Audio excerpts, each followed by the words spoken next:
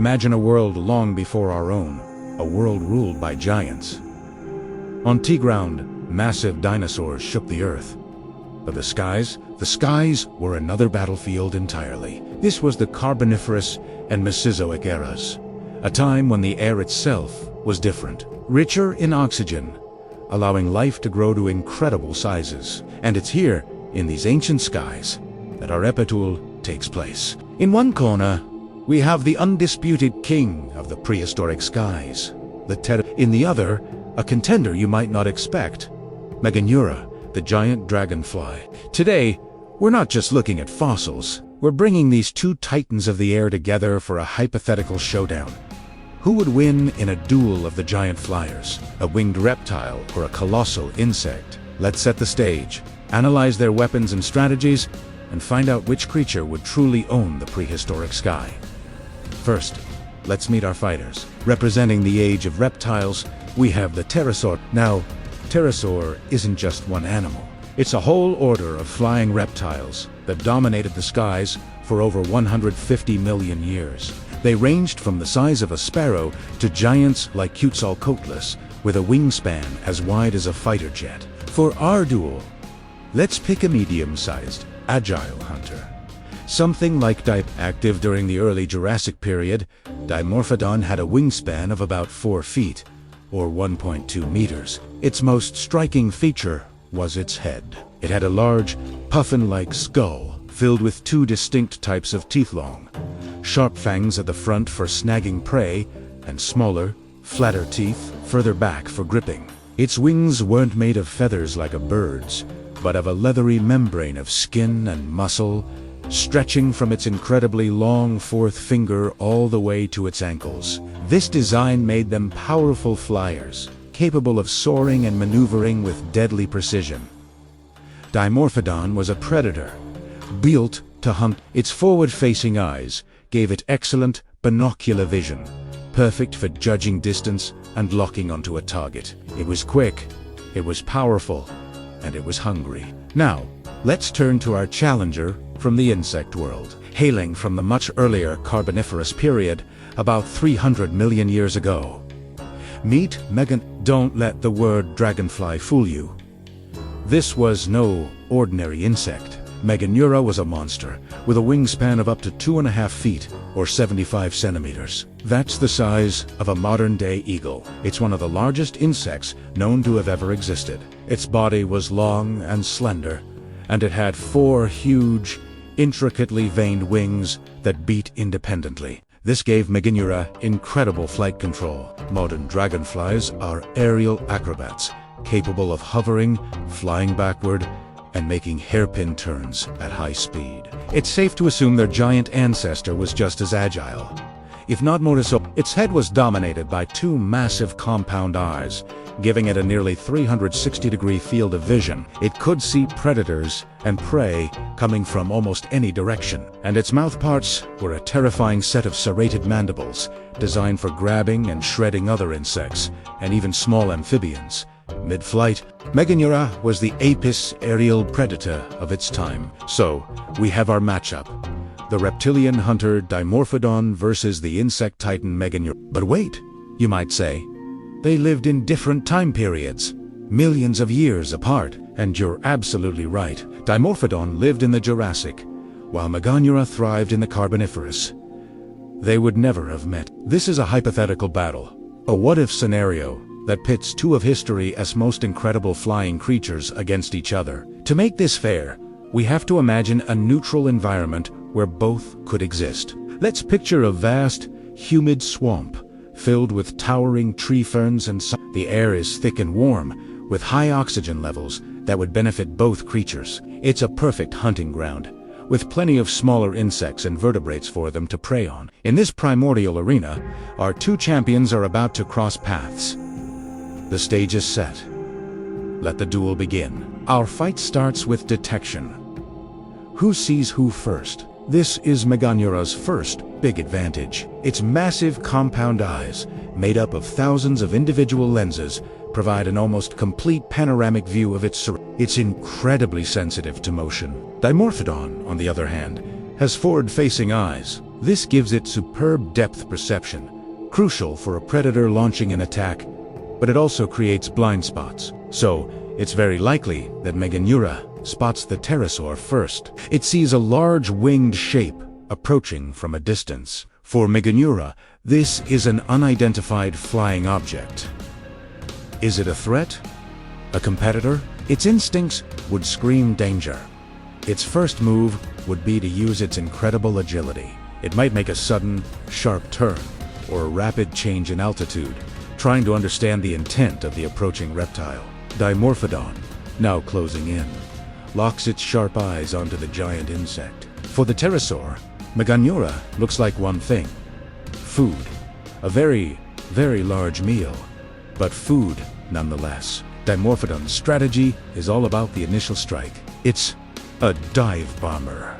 It would likely gain some altitude, then fold its wings slightly and plummet towards its target, building up tremendous speed. Its goal is to use this momentum to deliver a devastating blow. As it gets closer, it would open its powerful jaws, ready to snap shut with those long, sharp fangs at the front. The plan is simple: get in, grab the prey, and incapacitate it before it even knows what's happening. It's a classic ambush predator tactic, executed in the open sky. But Meganeura is no easy target. Remember its agility? As the Dimorphodon dives, Meganeura's sensitive eyes register the rapidly growing shape. Its brain, processing information at incredible speeds, sends signals to its four wings. By beating its front and back wings at different frequencies and angles, it can perform aerial maneuvers that would be impossible for the pterosaur. Just as Dimorphodon is about to strike, Meganeura could execute an instantaneous sideslip. A jink to the left or right, the pterosaur, committed to its high-speed dive, would shoot past, its jaws snapping on empty air. A near miss. Now, Dimorphodon has to recover. Pulling out of a steep dive takes time and energy. It has to reorient itself, flapping its large, leathery wings to regain altitude and prepare for another pass. This moment of recovery is a window of opportunity for Meganeura. This is where the duel shifts. It's no longer just an ambush, it's a dogfight. Meganeura is not just a defensive flyer, it's a predator in its own right. After dodging the initial attack, would it simply flee? Unlikely. A creature of its size was the king of its own sky. It might see the pterosaur not just as a threat, but as a rival to be driven off. Now, Meganeura can go on the offensive. Its flight advantage is in close quarters maneuverability. It can hover, it can accelerate in any direction, and it can turn on a dime. Dimorphodon is fast in a straight line or a dive, but its larger size and wing structure as single membrane make it less nimble in tight turns compared to the four-winged insect. Meganeura could use this to its advantage, trying to get into the pterosaur's blind spot, perhaps above or behind it. The second phase of the fight begins. Dimorphodon circles around, flapping hard to make another attack run. It's probably frustrated. This isn't like hunting a slow, clumsy beetle. This target fights back. It tries another pass, maybe coming in from a different angle, trying to predict the insect's evasive action. But Meganeura is a master of three-dimensional space. It might drop suddenly, letting the pterosaur fly over it, then surge upwards. Imagine the scene: the pterosaur making wide, sweeping turns, trying to line up a shot, while the dragonfly makes chaotic, unpredictable movements, like a glitch in reality. It's a battle of power versus agility. What are Meganeura's weapons? It can't swallow the pterosaur whole, but it has those formidable mandibles. If it could get close enough, it could try to bite. Its target would be the most vulnerable part of the Dimorphodon, those delicate wing membranes. A tear or a puncture in that leathery skin would be catastrophic for the pterosaur. It would disrupt the aerodynamics, making flight difficult or even impossible. A grounded pterosaur is a dead pterosaur, so Meganeura's strategy would be to dodge, weave, and get in close for a quick, crippling bite to a wing. It might also use its spiny legs. Like modern dragonflies, it likely used its legs to form a basket to catch prey. Against the larger opponent, it could use these legs to grapple, to try and throw the pterosaur off balance in mid-air. Dimorphodon isn't just about biting, either. It has strong legs and sharp claws. If the fight gets physical, it could try to rake Meganeura with its claws, but its primary weapon remains its head and jaws. Realizing that a high-speed pass isn't working, Dimorphodon might change tactics. It could try to match Meganeura's altitude and engage in a turning battle. Here, the Pterosaur's superior size and raw muscle power come into play. While it can't turn as tightly, its powerful wing beats could create buffeting winds, disrupting the air around the much lighter insect and potentially throwing it off balance. It could also use its beak, not just for biting, but for ramming, using its whole head as a battering ram to stun the dragonfly. The Pterosaur's best chance is to end the fight quickly. The longer the dogfight goes on, the more its energy reserves are drained, while the incredibly efficient insect flyer can likely stay airborne for longer. So, who lands the winning blow? Let's play out the final moments. After several failed passes, the Dimorphodon is getting tired. The Meganeura, emboldened, gets a little too close. It sees an opening and darts in, aiming for a wing. But the Pterosaur anticipates this. At the last second, instead of turning away, it twists its body and snaps its head sideways. Its long jaws, with those needle-sharp teeth, close around one of Meganeura's wings. There's a sickening crunching sound as the delicate, veined structure shatters. The dragonfly's flight is immediately compromised. It begins to spiral downwards, unable to maintain lift. The fight is over. The Dimorphodon, injured perhaps but victorious, follows its wounded prey down to the swamp below to claim its hard-won meal. So, in this scenario, the Pterosaur wins. But it was an extremely close call. The victory goes to Dimorphodon, not just because of its power, but because of its predatory intelligence, while Meganeura is a master of reactive, agile flight.